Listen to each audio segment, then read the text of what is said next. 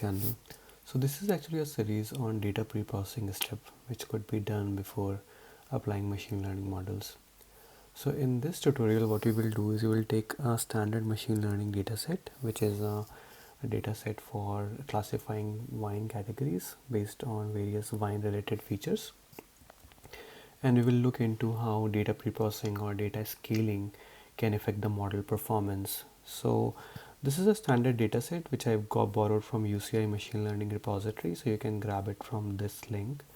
So here what they have done is they have different wine related features. So for example, for each wine, what is the alcoholic content of this wine, what is the malic acid content, what is the total phenols, what is the magnesium content. Like this, they have like different numerical features for different wine categories, and they have three classes over here.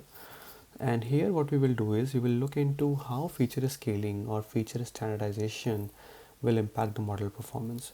So what we will do is we'll look into if we apply PCA, the principal component analysis, which is a standard technique for doing dimensionality reduction, and what will happen if we do this without feature scaling, and what will happen if we do it after feature scaling. So let's look into it. So we can first load the data. So this is a standard data set which is available in the scikit-learn library. So you can just load it like this. So you can just call scikit-learn dataset slot load wine module, and you can just say return x comma y. This will give you both the features and the targets. So let's look at one of the features. So we can look at the mean and the standard deviation of the first feature. Let's also look at what is the number of total classes. So for example, we have 59 rows with 0th class, 71 rows with 1 class, and 48 rows with 2 class. Okay, so let's look at the feature shape. So here we have around 178 rows and we have around 13 columns. So what we will do, we will do two experiments here. So in the first experiment, what we will do is we will apply PCA over our features, and we will then train a classifier. So let's do that. So we'll build a pipeline. So here, as you can see, we are developing a PCA model followed by a Gaussian naive Bayes model, and then we are training our model with this pipeline. So let's do that. Next, what we will do is we will train a second pipeline, where what we will do is we will first apply standard scaling followed by PCA followed by classification. So let's see, we can apply this pipeline as well. So the first thing we will look into is what is the accuracy score for different models. So what is the accuracy score for this pipeline, and what is the accuracy score of this pipeline. So let's look at this.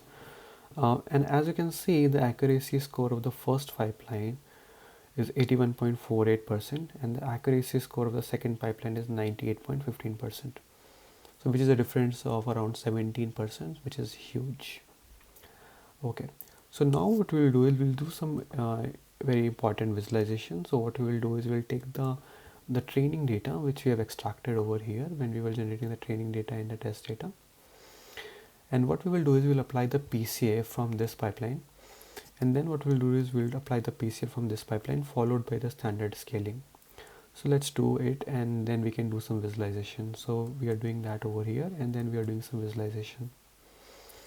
So here what we are doing is we are visualizing the components which we get after the PCA computation, after scaling and before scaling, without scaling. So this is the results from the first pipeline, I mean this pipeline, and the figure on the right is the result from the second pipeline, which is this pipeline.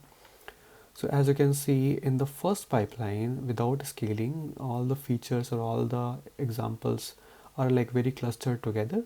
But after we are doing some sort of scaling, all the examples are like quite spread apart, and the model is, I think, have an easier job to fit some sort of a classifier over it.